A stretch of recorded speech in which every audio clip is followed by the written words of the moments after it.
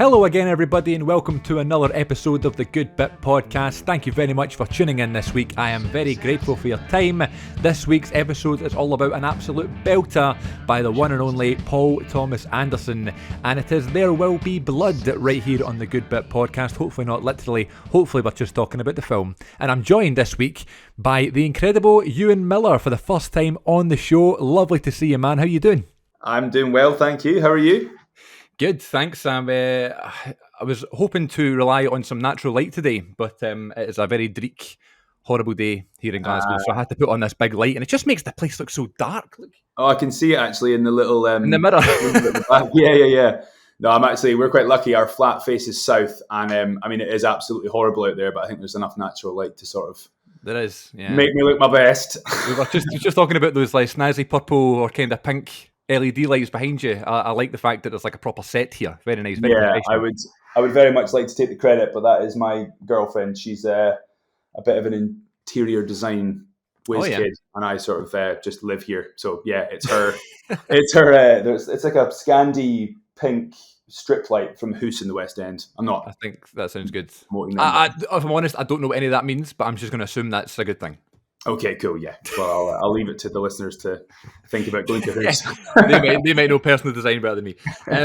So yeah, is this? Are you a podcast guy? Do you like listening to podcasts? Is this your first time on a podcast? Tell me about if you know anything about podcasts. Anything about podcasts? Am I a podcast guy? I do like walking around, particularly through the pandemic and lockdowns. Podcast became, I think, a bit more of a thing for everybody, really, but especially a bit more of a thing for me because I wasn't much of a podcast guy before that, but.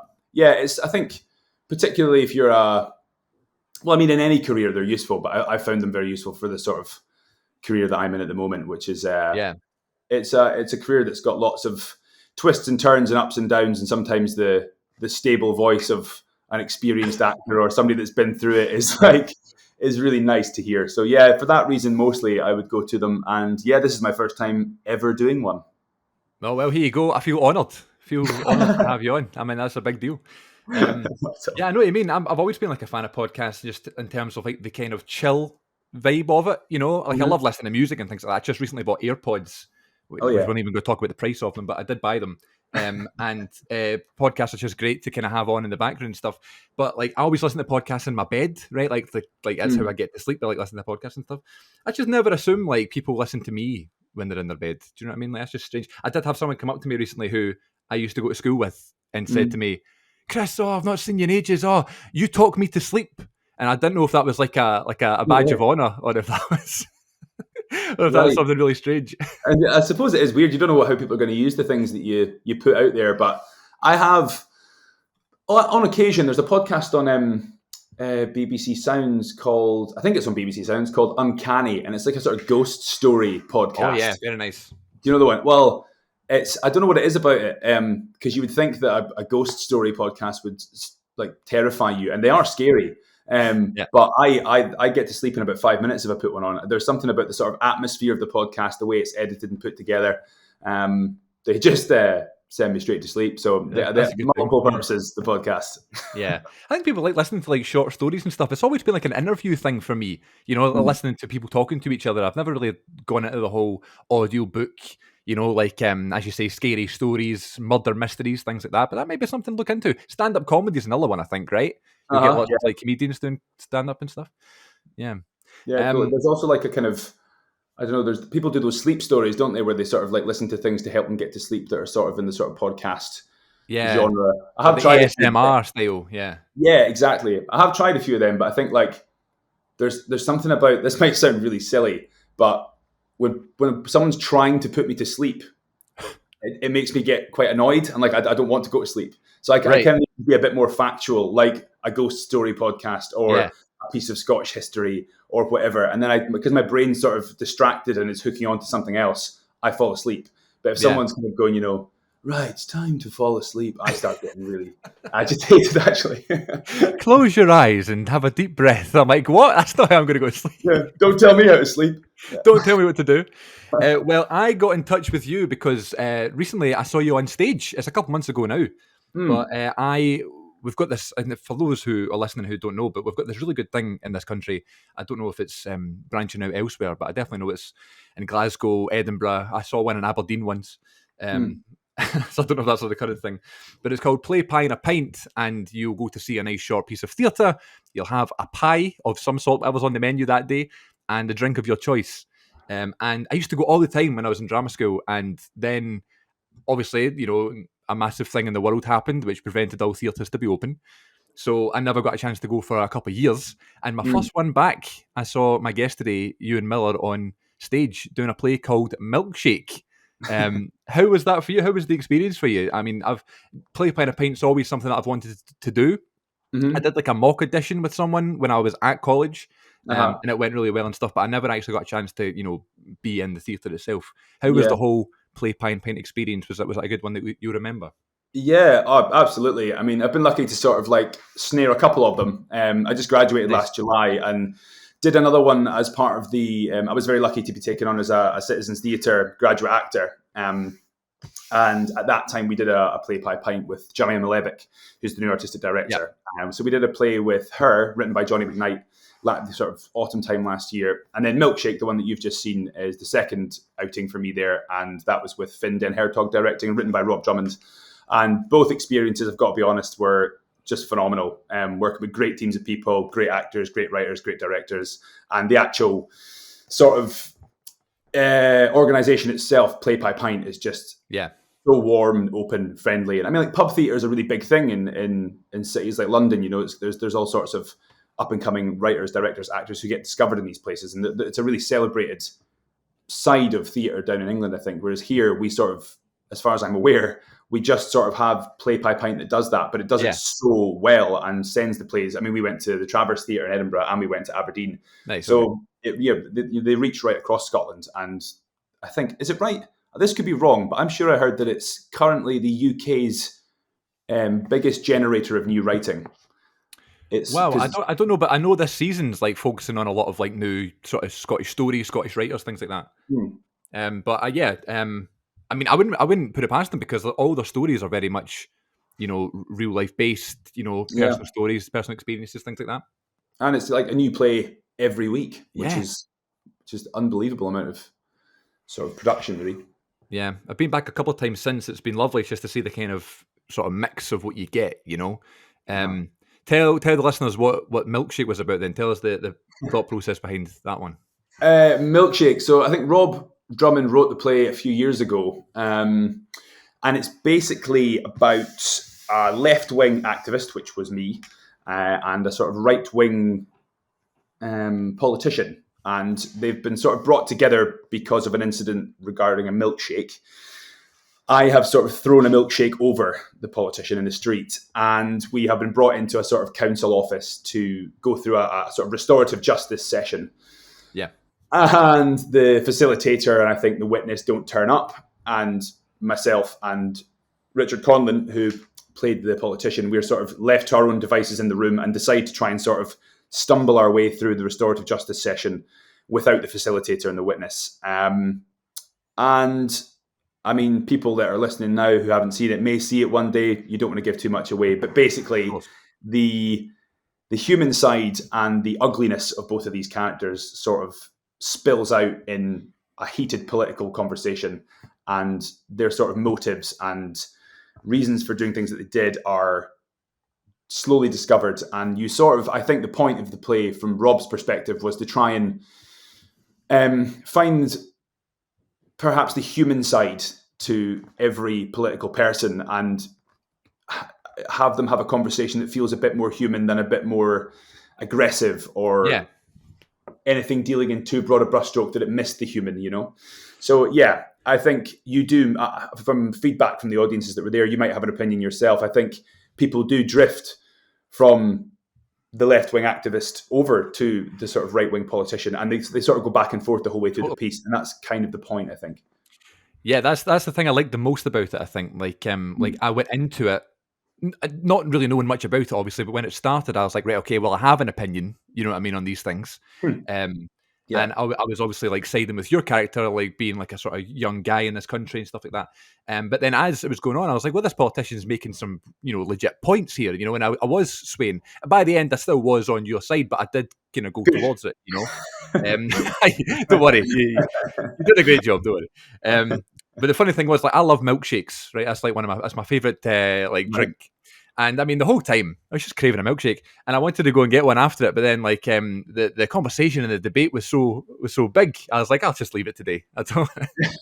Yeah, I mean, there was at one point we were sort of rehearsing very close to McDonald's, and we sort of joked all the way through rehearsal that Finn, the director, was like, we should all go and get strawberry milkshakes today at the McDonald's, and we never actually did it in the end. But I kind of, maybe it would have been a bit too method to. I had the thought maybe we should buy a strawberry milkshake and I should throw it at Richard and on the day. Yeah, I was surprised that didn't happen.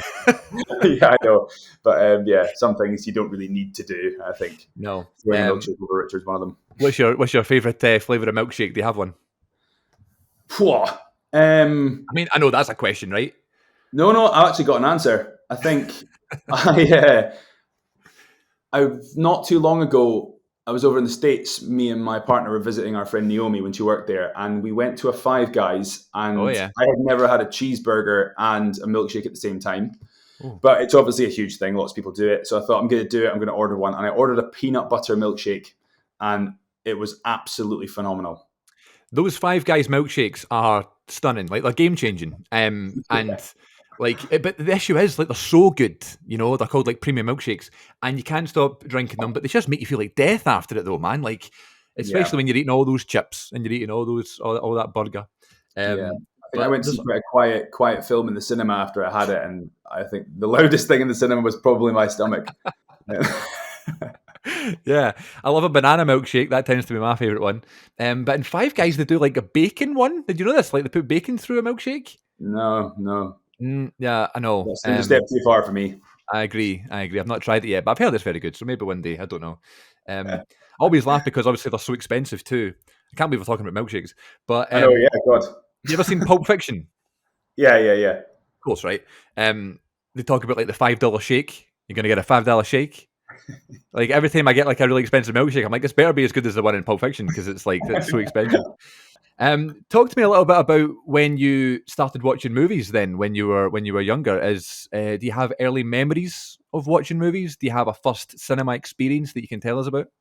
Yeah, I do. I think I've got some pretty funny memories of watching films when I was a kid. I'm from the Highlands up north, so we didn't have a cinema nearby. Really, I think the nearest cinema was probably half an hour to an hour away from where we were. But I actually less often seen pictures there. I would tend to see them when I came down to Glasgow to visit my dad's side of the family or whatever. So, but the first cinema experience that I had that I can remember, I don't know if it's my first ever cinema experience. It could well be, but we went to see, my dad took us to see The Lion King.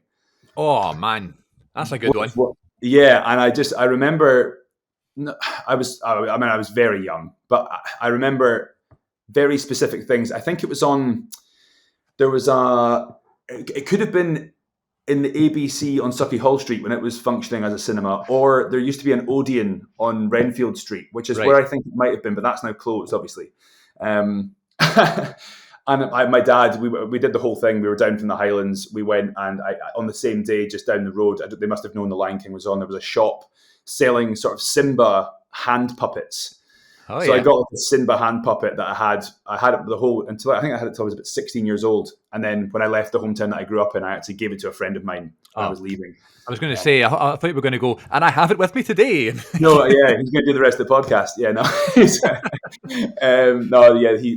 that Simba puppet is out there somewhere. Hopefully, still with the person I gave it to. But got the puppet, got the popcorn, the whole thing, and then went and watched The Lion King with my brother and my dad. And I think it was like, I remember also vividly for a reason. I think it's the kind of one of those experiences as a young kid that just does sort of change your life. You see these huge, there's something about kids, aren't there, which is a wee bit better than adults. Like when you go and watch an amazing Disney movie or whatever now, you sort of watch it from an adult's perspective and go, well, the animation in that was fantastic. You say things like that are a bit more technical. Whereas when you're a kid, you leave the cinema, you're like, lions were talking. I'm like, the amount of imagination that you have as a child, I think, makes those experiences even larger. So I think The Lion King, how wonderful that was as like a very young kid to see that, I think, is probably largely what set me on the sort of path of loving films as much as I have. That's a great shout. Yeah, I mean, that's a brilliant first cinema experience for a film like that holds up so well to this day. So much so that they made a remake. Yeah. And I thought the remake was good, and like I think I rated it like the same as the original, and people were saying, "Oh, you can't do that. Like it's not as good as the original." And I totally prefer the original. But like at the same time, it was the exact same film except with real lions. So I was just like, well, it clearly looks better because it's not animation anymore. Well, that's. I mean, you're braver than me watching it, really, because I haven't seen the sort of more recent sequel, the reanimation of it or whatever. I was too afraid that it would ruin it for me. It's very. There's the whole Mufasa Simba father son relationship. I went to see it with my dad. I think like it's got a lot of meaning to me. The film. In fact, I think for quite a few years after that, as a very young boy, I think maybe it was around the same time I was going to school, and I had a theory that nobody should go to school. Everybody should just be made to watch The Lion King once a day for all of their life, and we'll all turn out fine. Got a good message behind the film, yeah. Because I mean, it's effectively Hamlet, which is now something that's very dear to me as well. So yeah, it's very sort of full of meaning, the Lion King, and I think the idea of messing with it, changing it, touching it. Like I've not even watched I think they released some different cuts of it with bits added in where Zazu was doing a few songs and there was different versions of it that came out over the years, and I avoided them all. I have only ever watched the original, and I will only watch the original. I like that. Yeah, I had no idea there were sequels as well because it's like Lion King 3 1/3 or something like that, like the Naked Gun films, and I was just like, what? It's like from like the other point of view, from like a different perspective, So yeah, Lion King is a great show. Any other ones? Any other early memories watching films? The one that's just sprung to mind is a huge contrast to The Lion King, and there was in the town. Like I said, we didn't grow up near a cinema, but there was a VHS store called GT's, and my mum used to take us down there every Friday after school, and she'd let us pick a film for the weekend. Nice. And yeah, I mean, mum was great. She didn't really sorry if you're listening to this, Mum, but she didn't really pay too much attention to like age certificates or anything like that. She kind of let us pick what we wanted within reason, I mean, that would always be like a bonus, like, oh my God, it's a 15, like. Yeah, totally. And I don't know what it was about it. I do remember the box of the film, and my brother would actually normally pick for us. He was a little bit older than me, but I think he must have been like doing exams or I don't know, something. But there was the film Speed with Keanu Reeves, Sandra Bullock, and Dennis Hopper, and there was like a bus on the front with like flames coming out of it, and like Sandra Bullock and Keanu Reeves side by side with very serious expressions on their face. And we got Speed for the weekend, and I took it home, watched it with my family, and I remember like gripping the couch, standing on the couch, rolling about on the floor. It was just like it was. Have you seen the film before? No, I'm just looking on Google to see if I can find the cover of it for you. Yeah, it's basically Dennis Hopper's a retired policeman. He retires and gets. That's the one. There you go. Well, that's for nostalgia right there. Yeah. Oh my goodness. Yeah. Even the font is amazing as well. So good. But yeah, I think like that film is it's so action packed to the point that it's quite daft. But for me as a young kid, it just blew my mind. And I remember the embarrassing part of this story is that my brother was busy for a few Fridays, so I kept getting to pick the film. And I think it turned out to be like 5 or 6 Fridays in a row. I came back from GT's with Speed again. And I think it got to like the 5th or 6th time and my brother lost it. He was like, we're not watching Speed again. But we did. We watched it loads and it was incredible. Although there's one bit of the film that even when I think I was that age, I didn't like. And I mean... presumably, it doesn't matter if I give a spoiler away for Speed, but at the end, Keanu Reeves sort of decapitates Dennis Hopper on the top of a train with a sort of signal sign as they're sort of going through the tube. Right. And Dennis Hopper's sort of on top of him, sort of telling him that he's smarter than he is, and he's doing the whole sort of villain choking Keanu Reeves thing. And Keanu Reeves, just before he pushes Dennis Hopper up to the ceiling of the tube and gets his head taken off, it's kind of building up to this great action movie one-liner moment. and just before Keanu Reeves pushes his head up, he says, "Yeah, but I'm taller." And then I remember being like however old I was and just thinking, oh, that wasn't very good. You could have said something better than that. Right. And even, I've watched it in my adulthood, and actually I agree with my younger self. Like I think that is because like probably at that age as well, you're just assuming that all these cool one-liners are going to be like brilliant. You know, they're going to be like really cool moments. That like, what would you say in that situation? You know? Yeah. I mean, hasta la vista, baby. I mean, these like, but no, it was just it was pure. However, the film probably is fantastic, and that was like that sort of getting the video, coming home, the family sitting down watching something together. We always did that, either whether I was at my mum's or my dad's, we would always watch films as a unit, and I think that was that sort of experience was there all the time growing up. And if it wasn't in the cinema in like big Lion King like sort of experiences, it was at home in a sort of very invested sort of atmosphere with my family.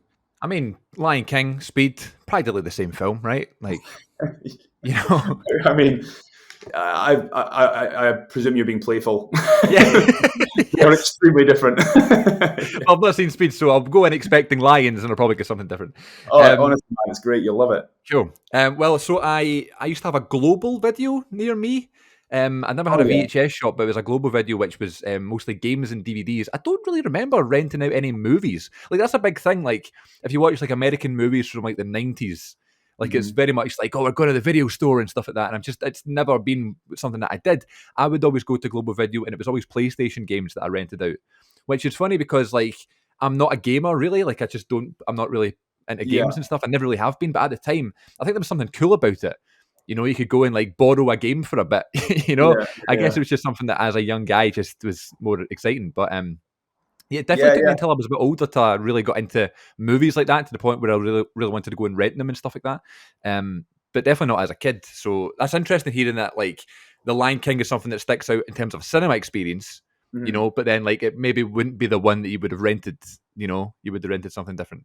Yeah. I think it was like, you know, the cinema was always such a spectacle. Whereas like the thing for the house was like, what's gonna make us jump out of our skin, or like grab each other on the couch, or sort of like laugh together or cry together or whatever. It was a bit more for the living room, you know what I mean? And that was something that was really, really great about renting it. I think I even carry that today, to be honest. Like if I'm watching, I don't know, with my girlfriend or with friends, if I'm watching something and people are sort of falling asleep or aren't really like paying interest necessarily, I'm the type of person, unfortunately, which sort of gets quite upset when people fall asleep or aren't in it with me, you know. I think that comes from that sort of like utter enjoyment as a family, and that sort of the sort of community around watching films. It's like a shared thing. It's something where you look at each other and go, "Wow, you know, did you see that?" It's do you not feel like really so much pressure as well, like when you've got a great film that you love and you're showing someone the film? Yeah, I mean, there was a time like recently where I was talking, maybe a number of months ago, where I was talking about the film Speed, and I was like, if I did watch this with my friends after bigging it up as much as I have, I might actually be quite embarrassed, because it could be, I mean, I'm maybe a little bit afraid to watch it alone now, but just in case it ruins anything for me. But that is one where people might dip off, I suppose. It's a good point what you said as well about when you go to the cinema at such a young age, and it kind of changes your life a little bit, because like you go into, say, a theatre, right? And still to this day, I get that kind of buzz going into a theatre because like how big the room is, right? And how many seats there are and stuff like that. And I think that's kind of lost when it comes to the cinema, because, you know, I don't know if it's just I go to the cinema more often than I go to the theatre. But you can imagine at that age, when you walk in, you see the massive screen, you know, and you've got all those seats and stuff like that. And then when the sound just starts booming over the speakers and things like that, that is a moment. Like that is something that like, and I always, when I get guests on the podcast and stuff, I'm always asking them like you got like an early memory that you can tell us about and stuff. And everybody's so like, when I was that age and I go in and I heard that sound and I saw the big screen and stuff like that, it really does kind of move you and stuff like that. And I love when I get properly moved at films now, you know, because it's like it's still, that charm is still kind of there. Yeah. You know? I mean, I hate to keep going back to the Lion King, but I do vividly remember that scene where all the buffalo come riding over the canyon, and that rumble in the cinema, and as Simba sort of trying to survive it, and it's just terrifying. Mufasa sort of trying to save him. It's just that's not what happened. Simba's just trying to keep he gets up on the branch. That's right. Right. Yeah. yeah, that scene with the buffalo is just like that earth-shaking quality that you sort of only get in the cinema. Yeah. It's it puts you there in a way that nothing else does. And as a kid, it's just like you can totally see why it's You a get lot of totally like people's drawn in and favorite stuff like that. thing. Yeah. Yeah, I mean, Marvel they're obviously Oh man. just it's that spectacle thing that you sort of you need to go to the cinema to see. And in a way, I mean, in my personal opinion, that's getting a bit too much room at the moment. I think Marvel in cinemas, but it's when I was younger, another film would have been Lord of the Rings. That was a similar sort of thing. It was like getting some Lord of the Rings, The Fellowship of the Ring in the cinema with family, and sort of be taken off to Middle Earth was just phenomenal. It's all about that experience, though, isn't it? Like, I'm a big believer in this is a film to be seen at the cinema. You know, Yeah. like when all the new Star Wars films came out, I was like, I want to try and see them as many times as I can in the cinema because you're never going to have this experience again. You know what I mean? Like, I would have loved to have seen Empire Strikes Back in the cinema in 1980, but like, you know, I need to just watch it in the house now. You know, I was just going to ask you if you've managed to get to the cinema post-COVID, post-pandemic.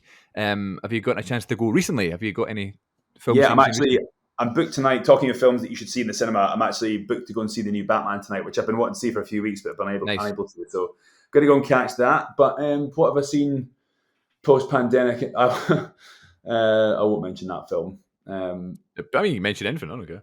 I mean, I went. The new Jackass film is absolutely fantastic. I saw it. That was the first film I saw this year. But I feel like we should talk about things maybe a little bit more highbrow than Jackass. What else have I seen in the cinema since? I'm trying to think if I've seen. This was actually contender for the. Oh, I can't even remember if I went to see that in the cinema or saw it here at the house. I mean, either Portrait of a Lady on Fire. That was sort of in contention for my favourite film for this podcast. Have you seen that? No, I just bought it on Blu-ray the other week. Oh, really? Oh my word! That is. I mean, I'm sorry, I can't remember if it was in the cinema or not. But that is. You will. I assume you will absolutely adore it. It is. I've heard a lot of good things. Yeah. Yeah, it's one of those films that's so new to me that like sometimes it takes you like 5 years with a film to be like, no, that is one of my favorite films. Totally. But Portrait of a Lady on Fire is. I mean, it might grow into my favorite film of all time. It's already in the top 5. It is honestly sublime. I saw who made the film. Who's the filmmaker's name? Celine Sciamma. Celine. I saw her recent film, or most recent film, Petite Maman, I think it's called. Okay, I've not seen that. And it was in the cinema. That was like a sort of last minute sort of go to the cinema on your own kind of day. And I'd heard some rumblings. I heard a lot of people walking out of the film because they weren't enjoying it. But I also heard people saying, "What are you doing? Why are you walking out? It's so beautiful." It's a really short film too. But it's feature length, but it's like an hour 25 or something. And I was like, right, okay, well, that's something I can watch in the cinema. I don't like these 2.5 hour films. I'll go and see it. And like, I really enjoyed it, but it is one of those ones where it's like, you know, it's got a lot of heart. And I believe, you know, Portrait of a Lady on Fire is probably going to be like that, where you're totally invested in the people in the film. But then again, I've not seen it, so I don't know. It is. I will definitely cannot give you any spoilers. Okay. That would be mean. It is sublime. It's basically like it breathes unbelievable amounts of fresh air into the sort of romance genre. Okay. And it is just, I mean, the performances from what are their names? Adele Hanel and Naomi Merlant, their control as actors and how emotional they are with one another. And the film is like, it doesn't have a soundtrack. It is largely silent. There's barely dialogue sometimes. And the way that these two women sort of live in the silences and the gaps and the hesitations and the anticipation of maybe something happening between them is just gorgeous. I mean, I remember I watched it with a few friends and I just like, we all cried our way through it. And nice. It was just absolutely beautiful. I mean, I think afterwards I remember saying that I've never seen romance done as sort of accurately as it is done in that film. Like, wow. The relationship that they have and how close to them you are and how much you feel it with them is just extraordinary. Absolutely extraordinary. But it's very high up on my like to watch pile, so I'll definitely get to it soon. You've totally sold me on it, so that's good. Talk to me about when you started acting then. You started performing. Have you always been a performer? Is it always something you wanted to do? No. It's I mean, as soon as I knew that I wanted to, from there it was very clear. But I think I kind of grew up between two towns when I was younger. Like my sort of spent the majority of my time in Alness, which is a town on the northeast coast. And then my mum and my dad separated when I was sort of 2 years old. So mum lived on the east coast and dad lived on the west in Ullapool. And I sort of went between Ullapool and Alness as a boy. So I was kind of considered myself very much from both places, I think. Right. I was very sort of involved in each community. And yeah, I think for me, Alness wasn't the kind of place I did schooling there. It wasn't necessarily the kind of place where there were lots of opportunities in drama and acting, and the school wasn't doing that brilliantly when I was there. But when I left and went to Ullapool for my last year of high school, like kind of full time, obviously. And when I arrived there, they were doing a production of Romeo and Juliet, and they hadn't cast Mercutio. So I kind of got asked if I wanted to do it. And I was like, yeah, sure, I'll give acting a buzz. I kind of thought I'd go off to art school, to be honest. I was painting a lot, and that was kind of my main focus, having not really experienced acting. Although in Alness, there were some great teachers who let me address the haggis at a burnt supper, or like do the sort of wee bits of performance. And they would always tell me that I was good at it, but it had never been in the context of a play. So I went to Ullapool, did Mercutio, and I just speaking the verse and being involved in a production where there was like set, and they had the McPhail Theatre is set inside Ullapool High School. And I think Ullapool High School, at the time that I went there, I think I went from one of the worst achieving public schools in Scotland to like one of the highest achieving public schools in Scotland. So it was this like transformation in sort of focus and care and everything. And to be stood in this little theatre with these sets getting made and getting costume and speaking verse with someone that was directing us, Ian Williams, who I always think about. He was the head of the English department, and he got me involved in it. And I think I took to it a bit like a duck to water, and I wasn't anticipating that at all. And one day when we were leaving rehearsals, Ian Williams actually sat me down on the stage, and I remember this like it was yesterday. I'm not Marlon Brando's biggest fan for perhaps obvious reasons, but there was things I didn't know about him when I was a teenager, and I did think he was amazing. And I remember Ian Williams sitting me down on the edge of the stage, and he was like, "Ewan, I just need to let you know that I think you're very good at this. You know, sort of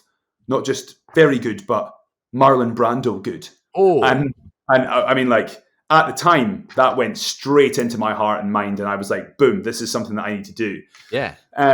Obviously, he was probably being incredibly generous as a way of trying to inspire me with the whole thing. I mean, it's good for the ego, though, right?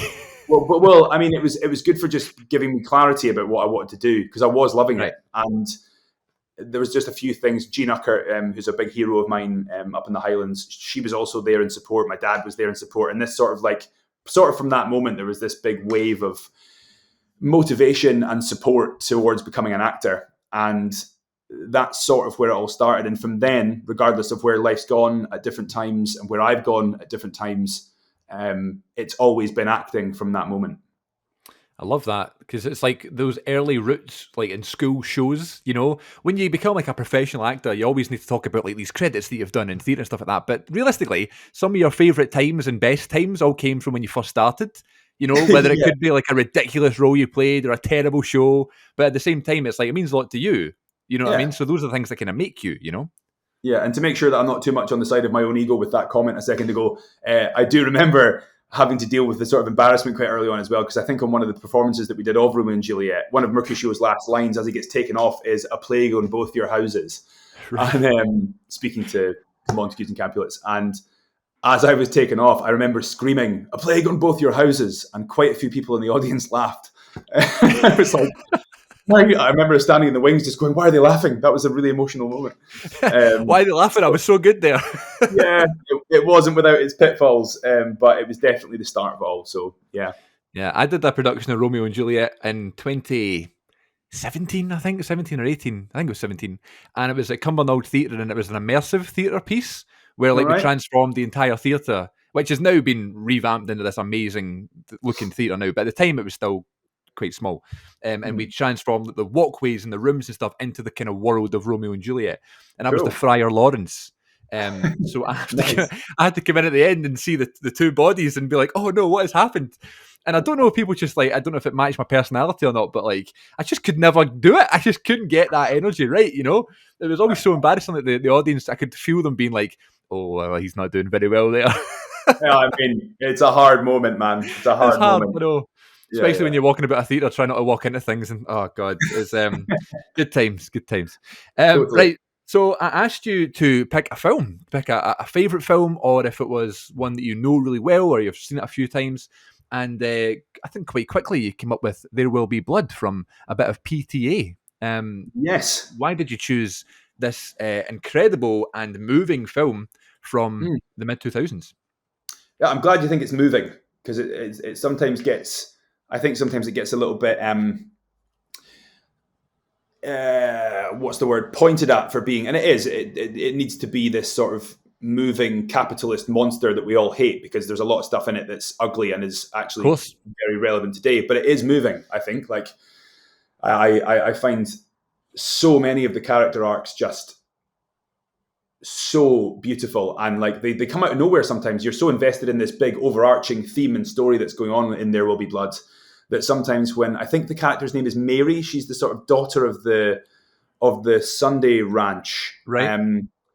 I think at one point it's sort of Daniel Day-Lewis sort of sides with her because his inverted commas son HW tells him that this girl Mary is sort of being hit by her father when she's not praying, and she sort of pops up throughout the film and connects with Daniel Day-Lewis's character quite often. And there's just these little tiny glimmers of soul and characters sort of supporting each other, that in amongst all the oil and the greed and the hunger and all that stuff, when they cut through, they're incredibly powerful. But sorry, I'm kind of waffling there. I think the reason that I chose the film is because it's all those things that you said. It probably, I almost don't want it to be, because of what it deals with and the fact that it is so dark. But it is my favourite film, I think.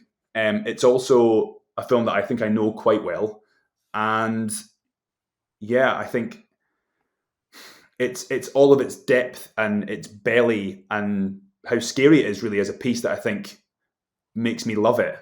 And I think the main... I mean, obviously, it's in the title, There Will Be Blood. It's very ominous to start with. And Paul Thomas Anderson has done a hugely creative thing in my mind to sort of focus on the substance of blood, or a substance. And in the film, you have, blood, family ties, family relationships. They're a huge theme in the film, but so is Christianity and the blood of Christ. And then you have oil as another substance, and that's used as a way of... I mean, there are sort of like baptism scenes that happen in oil, and there's even a sort of, to be honest, there's even a Simba moment where the baby at the beginning is sort of, there's oil is taken out of the ground and rubbed on the baby's head. Yeah, and that's another religious. There's this sort of ominous substance that has this multi-purpose that runs through the thread, and it drives the characters on continually. And those substances sort of mix, if you will, and find hatred with each other. But I think, because Paul Thomas Anderson he's done that classic thing that he does of like picking a hero and then picking the person that they would hate the most in the world and sort of smashing them together. And he does that in this film in a way that I think Paul Thomas Anderson is known for existing in the world of realism, but then also entering the sort of fantastical as well. Yeah. And he's done that in lots of his films in ways that I enjoy, but never as powerfully, I think, as he does in this film. Everything about it, it's so heightened and stylized and theatrical at times, but then so realistic in other moments that it often sort of comes across like a play. There's huge imagery and the sets, the costume, the physicalness of the actors. Like it's very, very heightened a lot of the time. And because you walk this wonderful line between realism and sort of call it spectacleism. I don't think that's a word, but we'll go with it. Yeah, sounds good to me. Yeah, it's a word now. Spectacleism. It's you are sort of, the actors are given a world where they can explore that in their performance as well. And I'm personally a very big fan of quite large performance. And I know Daniel Day-Lewis, he sometimes gets criticized, I think completely unfairly, for being quite hammy and being quite big. And I think that's absolutely the invitation of this film. You know, it's something that's embedded in realism. It's a sort of origin story for our relationship with the capitalist world and with oil, and it achieves that. But it also gives all the characters in the play. But you live so often with Daniel Plainview that it gives those characters the chance to be quite extreme and large and ugly and demonic, and you get to see the world of oil in all of its sort of heightened, almost Shakespearean ugliness. Yeah. And then you also get to see it when it's in a quiet little room and it's about an intense little bit of information that Daniel Plainview needs to find out. So it just traverses this spectrum between what we're calling spectaclism and realism that I had never seen before done in that way. It's unapologetically aesthetic in those regards as well. I think it's just the score by Johnny Greenwood. Every single element is just, it's so real, but it's also so bizarre that it feels like we know it, and it also feels like it's from another planet. You know, it's so brilliant. I would love to, all the films that we talk about on the good bit, if I can think of like ways to relate it to The Lion King, like every single film, just go, I think there's a symbol moment here. I think that'd be brilliant. The Lion King segment. I like what you said about the kind of heightenedness, the largeness of Daniel Day-Lewis's character, because of like when the film is set. You know, there's not much going on in these wee towns. You know, it's a very subtle kind of area, a subtle kind of community that they have. So when he's larger than life and he's screaming and he's being ruthless to his son and all this stuff, and it's, I mean, something like oil, which I don't know anything about the oil business and the oil industry. You know what I mean? Yeah. So when you watch a film like this, you go, oh my God, like you take people like him and characters like Daniel Day-Lewis's character, Daniel Plainview, Plainville?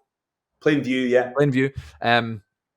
And yeah, you just it's this whole other world that you go, oh my God, how much money is involved in this and how big this means to people and things like that. Another thing as well, am I right in saying that it's shot a lot with like natural light as well? Yeah, I think I did read that somewhere. To be honest, I should probably know more about whether that's true or not. But I think that was the intention of Paul Thomas Anderson. I remember reading something. You know, like it's very gritty, and I mean, like, you don't struggle for light in shooting locations like where they shoot, and most of it is, the majority of it is outside. So it would surprise me if there was much lighting at all.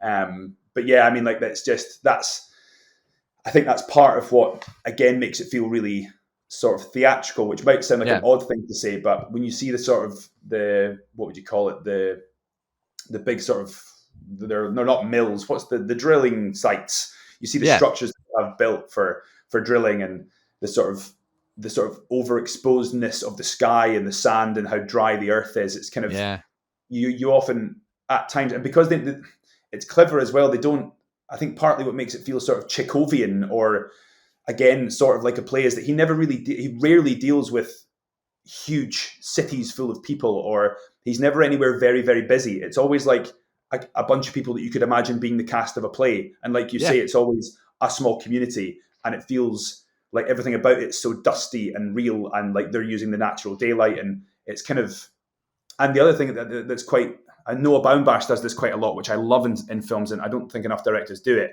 is there are multiple scenes where it's not close-ups and mid-shots and lots of, and you obviously get that loads because Daniel Day-Lewis is doing possibly the performance of his career. So you want to get in there and see it all. Yeah. But there are obviously huge parts of the film where you're actually just watching 2, 3, 4 actors, and they're free to roam. They're sort of in the frame and they can overlap each other. And in those moments, and some of them are quite long, you do again start to feel like you're sort of watching it on a stage than on a film. So it kind of, for me, I don't know if that's a thing that everybody would think, but I feel like it takes you into cinema in a sort of very real and truthful way, but and then it sort of spits you out into sort of something that feels more like a piece of theatre.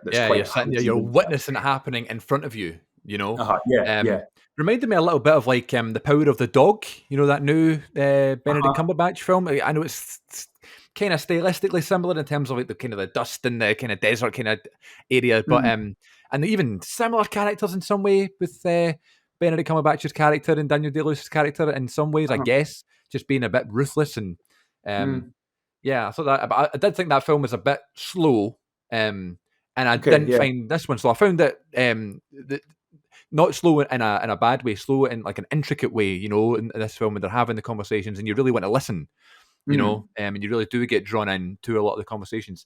In Power of the Dog, you mean, or in There Will Be Blood? In There Will Be Blood, I found The Power of the Dog to be a little bit slow in the opposite way. I was kind of tuning out a little bit with that film. I don't know about you. I think it's obviously done very well, and I do think it's a great feat in filmmaking, and some of the performances are great. I think similarly with you, maybe I hadn't actually thought, maybe it's because it's stylistically similar, and I want that sort of narrative to charge and scare me and provoke me and all that kind of stuff. I think if there was a spectrum with There Will Be Blood at one end and Power of the Dog at the other, I would definitely live towards There Will Be Blood. So I think maybe that's part of why I also did find it slow. I didn't love it as much as everybody else. Yeah. I did tune out and got a wee bit bored, but I think a lot of people would be very angry at me for saying that. But no, I mean, it's I think people did feel like that, but they were afraid to say it because it had all these nominations, you know, like 11 Oscar nominations, really. But then again, we talked about this on the podcast as well. Like all the kind of awards that they were nominated for, Power of the Dog, were kind of merited. Like, for example, he was like up for Best Actor. I could understand that. And it was like Best Production Design, okay. Best Original Screenplay or Adapted Screenplay. I was like, right, okay, I guess so. Like all these, and it's just all added up, you know, and I was like, fair enough, they do have 11 nominations. But I was glad Coda won Best Picture. I don't know if you saw Coda, but I thought that was a great film. It had so much heart. And very similar in terms of, what was that film? I was going to compare it to something, I can't remember now, but it was definitely one to catch if you, I don't know what it was on. I think it was Apple TV, I think it was on, that won Best Picture, so it's definitely worth checking out. So Daniel Day-Lewis won Best Actor for this at the 2008 Oscars. And I was looking this up and I was thinking the Oscars must have been a little bit different back then. Number one, no one was getting slapped in the face. And two, there was, in some of the nominees and stuff, there was more of a choice, I think. I don't know if it was like, back then people were afraid to kind of nominate certain films for certain reasons. But I like the fact that like now there's like 10 nominees for Best Picture. Or there's like 6 actors and stuff. There's a little bit more choice. So I wrote down the other nominees. So Daniel Day-Lewis for this film, and then we also had George Clooney for Michael Clayton, which I've not seen, however, had loads of nominations this year. Johnny Depp in Sweeney Todd. Tommy Lee Jones for In the Valley of Elah. Oh, I've actually seen that. That's a great film. It's a great film. I honestly never even heard of it. I couldn't believe it. I was that's a very good film. It's very, very good. Is he good in it, Tommy Lee Jones? Superb. He's nowhere near as good as Daniel Day-Lewis is in There Will Be Blood, but he is very, very good in it. And you should watch it. It is Tommy Lee Jones at his best, I think. Nice. And then there's Viggo Mortensen in Eastern Promises as well was nominated. Big names. Yeah, big names. I mean, the one thing I didn't like about choosing this film is like, I don't know. I think it is right that this film has a lot of greedy men at the center of it. Right. So in some ways, I wouldn't want to change the casting of it whatsoever. I don't love the fact that the film that I brought on is, got lots of white men in it. And no, I know what you mean. But I know what you mean. But it has. It's definitely at the same time, like I said, it's just quite important that is the sort of central casting, and there are more exciting things happening with the Oscars, like you say, these days. I think in terms of execution and truth of its time and messages for today, I think this film it is important that it shines. I mean, I was watching, when I rewatched it, I remember I was speaking to my dad after I watched the film, and my dad didn't love the final scene when he's in the house, the big house, and it's the kind of almost the madman in the mansion thing that you see. It's a trope you see at a lot at the end of films that are about greed, I suppose. And I remember hearing my dad say that, and I thought, oh, maybe that's right. Maybe my dad has just ruined the film for me. Don't you hate it when that happens? Yeah. But I mean, like, valid, So I went back and watched it again, and then since, and I've been sort of struggling to pin it. But I watched it last night, and I thought, there's something. I think back. I mean, the film was made 15 years ago, and there's something really sort of maybe it harks forward from 2007 when it was made. It harks forward to a time where we will be relying on one person for oil become right. And I watched it last night, and I was like, God, this was maybe sort of prophetic at one point. Yeah. But now with everything that's happening with Russia and Ukraine at the moment, and sanctions. And I mean, Russia, I think, is responsible for a quarter of Europe's oil, and in some European countries, it's way more than that. It's like 80%. And I sort of watched Daniel Day-Lewis last night in this like he's got all the oil. There's obviously the milkshake scene. Paul Dano's character is in desperate need of money and resource to achieve his ends, and Daniel Plainview is sort of uncontrollable and uncompromising and brutally powerful. Yeah. And it's scary, like, because I was scary. Like, well, what was once, I mean, Paul Thomas Anderson's ideas and reasons for doing that scene have never been, technically, even though it was 15 years ago, they've never been more accurately prophetic than they are sort of right now. Crazy, right? And that is terrifying. So I think, yeah, I'm going to go back to my dad with that, I think.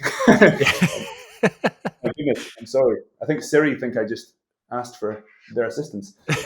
What did you think of There Will Be Blood City? Yeah, I wonder what would happen if this film, or a film like this, came out now then, you know, or this point forward after what's been happening this year. You know, will what's been happening this year change films going forward? You know? Yeah, I mean, it's definitely, I'm sure if you spoke to Paul Thomas Anderson in 2007 about his film, right, you would say it's not a bad thing to be thinking creatively or thinking at all about what this might mean for us, our horrible relationship with the sort of capitalist world and with greed and oil and, you know, materials. It's like the opening scene in There Will Be Blood with this sort of like orchestral atonal score that Johnny Greenwood's written. It's he's sort of, as he discovers oil. It's very similar to it's silent for 15 minutes, but it's very similar to the start of Kubrick's 2001. Oh my God, yeah, great point. Where the apes sort of figure out how to use, they've got opposable thumbs, and then Daniel Day-Lewis is absolutely part of that lineage, and it's something that's quite dark and like absolutely attached to our history, but very, very important to sort of recognize, wonder about, and I don't know, it would be brilliant if it had the power to sort of make us think enough to not be in the situations that we're in. But it's maybe we need to sit people down and say, let's watch this film, you know, and then we can see what the issues are here. 2001: A Space Odyssey, I got to see in the cinema. They did like a reissue a few years ago. Oh wow, yeah. And obviously it's such a long film and stuff. It's like 3 hours and 7 minutes, and there was an interval like halfway through the film in the cinema. I don't know if it's just because like the length of the film, but that's something maybe that happened in 1978 or whenever it came out. But there was an interval, so we just like got up from our seats. It was like, all right, I guess I'll go for a walk then, and we came back 15 minutes later. I think in a film like that, I wouldn't really want to necessarily step away from it, but no, I know it's like you're right. Same with like other Kubrick films. Like I saw A Clockwork Orange in the cinema as well. You wouldn't want to step away from that. Even The Shining, you don't want to step away from that. No. Other things from the 2008 Oscars: Best Picture was won by No Country for Old Men, which I think is an amazing film. Yeah. So that won Best Picture, but There Will Be Blood was also nominated, as well as Michael Clayton. Atonement. I don't know if you've seen Atonement. I have. James McAvoy, stunning. Good one. I've not seen it. Is it a good one? Very good. Yeah, I mean, I'm one of James McAvoy's biggest fans, so nice. Getting to watch him in that role was an utter joy. My sister's obsessed with this video on TikTok. I don't use TikTok. I'm too old for TikTok. I don't get it, right? And there's this video on TikTok of James McAvoy in like an open tour bus ride thing. And there's like a ice cream van. Oh, he's on James Corden. That's what it is. He's on like James Corden, the Late Late Show. And he shouts to James Corden, "Get me a cone with a flake on it." And someone says, "Oh, I don't know what a flake is." And James McAvoy like freaks out. And he's like, "What's a flake? You don't know what a flake is?" And apparently it's a viral clip. I don't know. And the other film that was nominated for 2008's Best Picture was Juno, which to me, I've not seen Juno, and I feel bad I've hardly seen any of these films. I'd like to think I'm quite good with these sort of things, but Juno to me I always thought was like a kind of daft comedy film, but apparently it's got loads of 4 nominations in total, and it won Best Original Screenplay. I was just shocked by that. I've not seen it. I mean, to be honest, if you'd said to me like what was in contention, then I probably wouldn't have even fathomed seeing Juno, but I mean, I absolutely loved it, and I think it's very original, and it's not just funny; it's very moving and sweet and soft. Yeah, it's a beautiful, beautiful film. I actually really like the fact that it was there. Yeah, it's a Because nice change, right, for the Oscars around that time. Completely, yeah. You mentioned the music a bunch of times in the score. The opening sort of score they use in opening sound is intimidating. Like, it's scary, I Oh, think. It gets yeah. louder and louder and louder, you know, and then throughout the whole film, just a stunning score. Yeah, Johnny Greenwood's an absolute genius. But I mean, I really liked. I remember listening to. Can't remember who I was listening to, but it was talking about Hans Zimmer's score for Dunkirk. Right. And he does this amazing thing, which is, I think, I'm not much of a musician.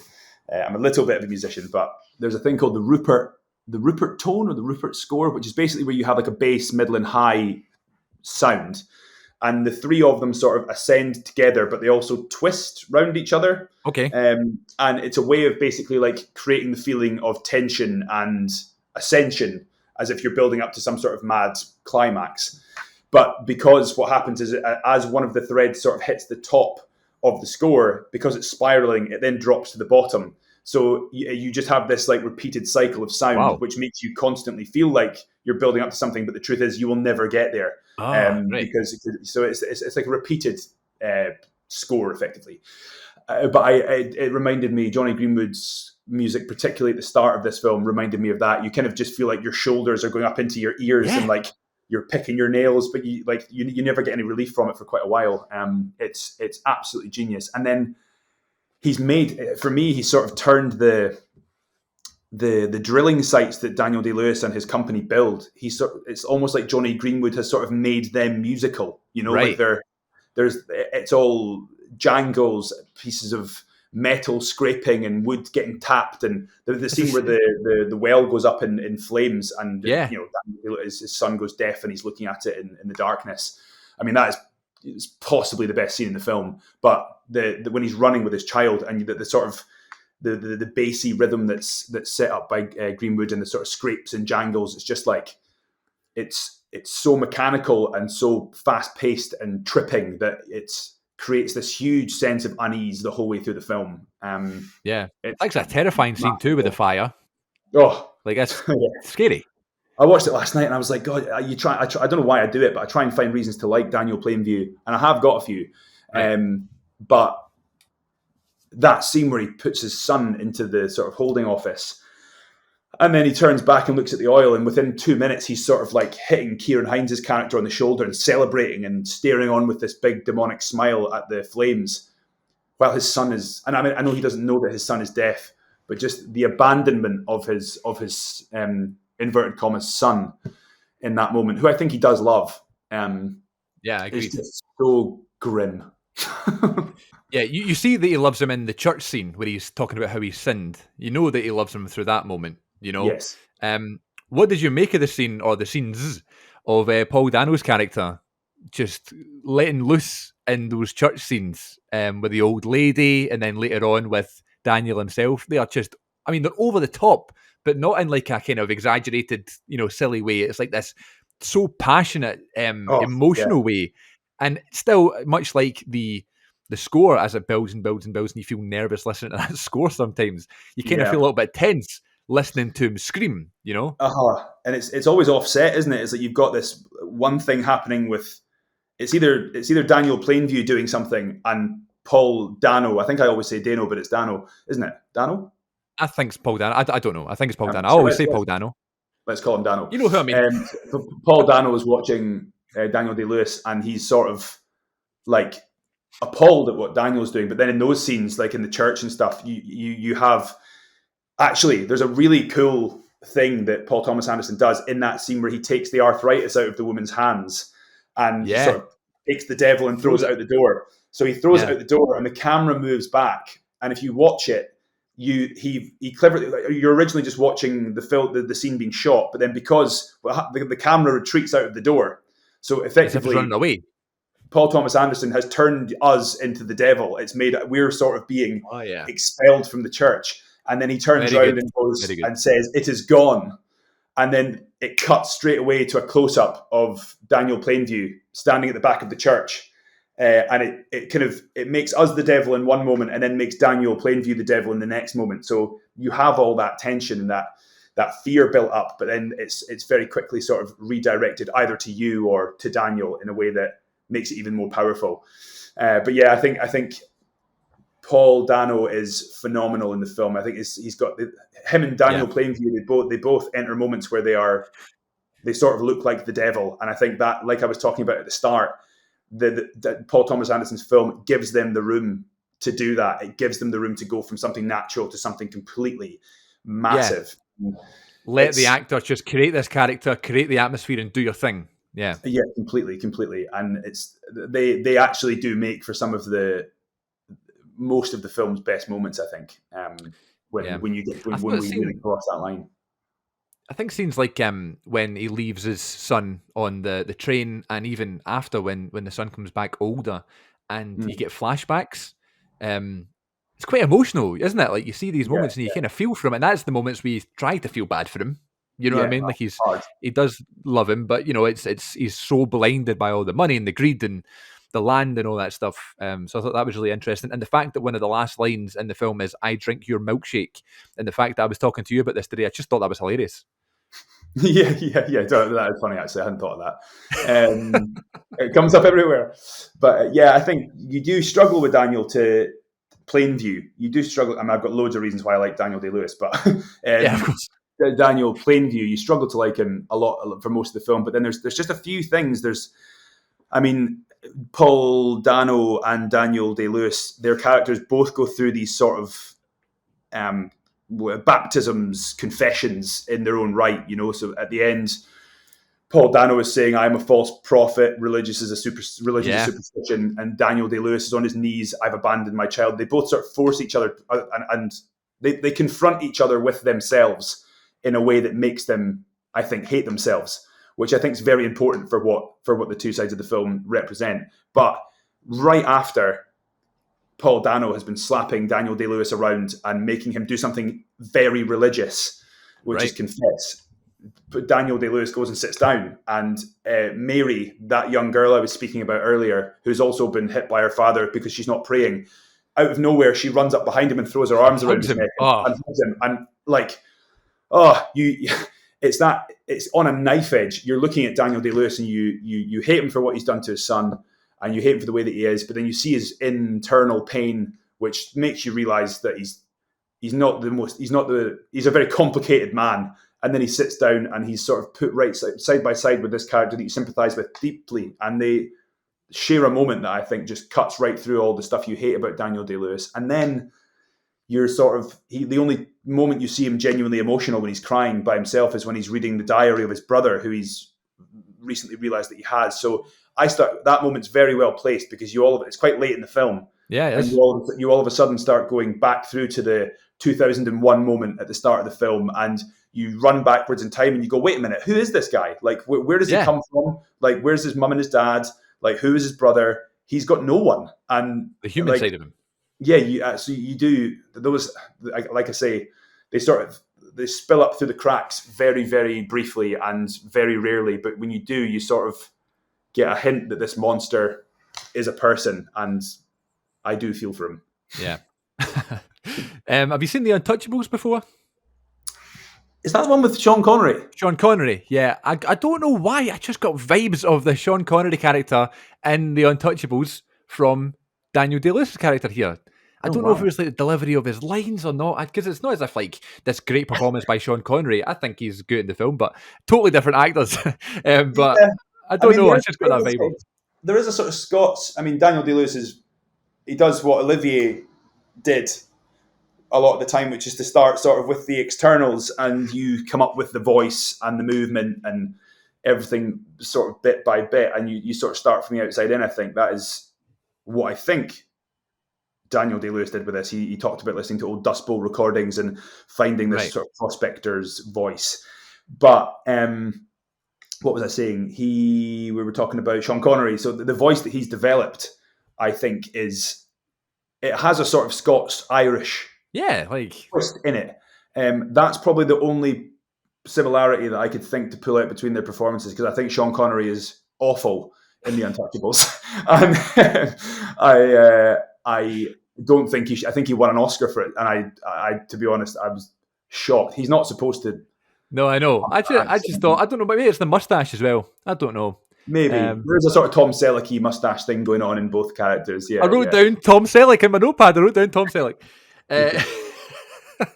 Just before I let you go, what are some other Paul Thomas Anderson films that you like? You were speaking about Phantom Thread before we started recording. What about the brand new one, Licorice Pizza? Did you see that one? I've not seen that yet. I really want to. High up on the watch list. I've not seen that. It's a good one. Yeah, it's really good. I watched Magnolia for the first time recently. I thought that was phenomenal. I can't give spoilers away, but I thought the bizarreness of the end of the film was genius.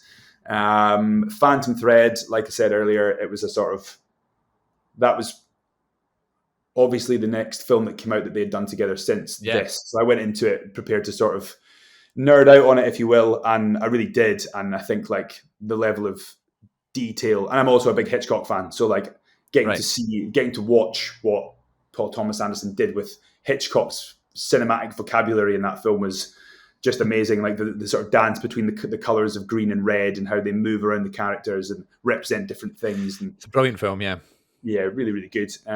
No, he's up there with one of my favorites. I think it's probably, there was a bit of a battle for a while between Paul Thomas Anderson and Steve McQueen, actually, the director. Nice. I think his films are extraordinary. I didn't like Widows as much. I thought that was a bit too much of a blockbuster, but everything before that, sublime. Nice. All right, so you're a big Hitchcock fan. What's your favourite Hitchcock film? Oh, Vertigo. Nice. That's a lot of people say Vertigo, and I always think that Psycho and Rear Window are better than Vertigo, but Vertigo's a great film. Yeah, I went to a visual storytelling class in London at the London Film School a number of years ago, and there was a whole section on Vertigo that just made me go like, you're like, okay, that's it. It's absolutely masterful. That would be number one. I've got a Blu-ray set. It's the Hitchcock Masterpiece Collection, it's called, and it's like 14 films. Nice. Starting off with this first one, Saboteur, I believe, and then it goes through them all, or not them all, but a lot of them anyway, his best films. And there's things like Rope in there, and Marnie, The Birds, The Man Who Knew Too Much, things like that. And it's like, it's a good kind of education on his kind of style of filmmaking. So but I haven't watched all of them. There's still a few on there that I've not seen. So I want to get back to that. So maybe that's a wee incentive. Get back to it, and then we can do it on the podcast. Certainly. I definitely couldn't name you 15 Hitchcock films, so I should really do the same thing myself. I suppose, yeah. It's hard as well. It's hard to name 15 films from one director. You know what I mean? I could maybe do it for Tarantino, although he's not made 15 films. yeah. But still. Well, listen, thank you very much for your time. I really appreciate you coming on. I know we've kind of run on a little bit longer than usual. No, it's my pleasure. What have you got coming up? You get any more any work coming up that you can promote? What have I got to punt? Fortunately, I do have stuff. It's not always the case in the world of acting, but no, I know. I've got a couple of short films that are coming out soon, probably within the next couple of months. I did a short film last year during the Citizens Theatre graduate scheme thing that I did, which was amazing. Nice. Called One Shot. It's directed by Zam Salim, written by him as well, and it's basically a sort of it's kind of dark comedy about an actor who's trying to sort of work with the team on a film set to try and sort of perfect a performance for a scene where he sort of shoots himself effectively, but the fourth wall gets broken and you sort of see them try to perfect this scene. So it becomes quite humorous, but also quite sinister in a way. So it's a very, very smart film. I think Zam's written a great little script, and the project was very, very fun. So that's coming out. And then I did another film just in January there with a Scottish director called Tom Gentle, who is a fantastic man, person and director, writer. He wrote a script that's basically, it's called Close, the film. And it's about a couple who are sort of late 20s, early 30s, who are sort of throwing out an old couch, and they get locked out in their close. And they're sort of waiting for the locksmith to arrive all day, and they basically go through the motions of being bored and sitting about in the close on their old couch. And in that time and space, they sort of come to some sort of realization about who they are and where they are and all that sort of stuff. So that's really cool. And yeah, the last little thing is quite a big thing actually, but it's only just sort of come out recently that it's happening, which is fab. I've been taken on by the National Theatre in London for a summer season down there. So I'm doing Much Ado About Nothing with Simon Godwin. Yeah, it's great. I remember a few years ago I sort of stood outside. It was just around the time I was starting at the Conservatoire. I stood outside the National Theatre and I looked at the building and spoke to the Laurence Olivier statue that's outside it and sort of said some private words to it, and then sort of promised myself that I'd one day work there. And yeah, I thought it might take 5 to 10 years, but it's come about very quickly and I'm extremely happy. So yeah, I'll be in London for the summer and then back up here after. Sounds amazing. I'll be there. I'll come see you in London. That'll be a lovely moment where we can finally meet in person. Yeah.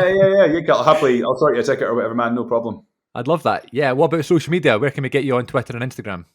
Instagram is just my name, Ewan Miller. It's got 2 underscores in between the names. I think my Twitter's the same. I'm a bit of a social media phobe, to be honest. But fair enough. I'll have a look. Yeah. It's normally just my name with 2 underscores between you and. Yeah, you're right. Yeah, but it's 2 underscores, Ewan Miller, both Twitter and Instagram. Yes, I think I'm on both. Great. All right. Thank you, everybody, for listening and for watching this week's episode. Massive thank you to Ewan for my guest this week. And until next time, thank you very much for listening, everybody. Take care of yourselves. We'll catch you all down the road. See you after, Chris. Cheers.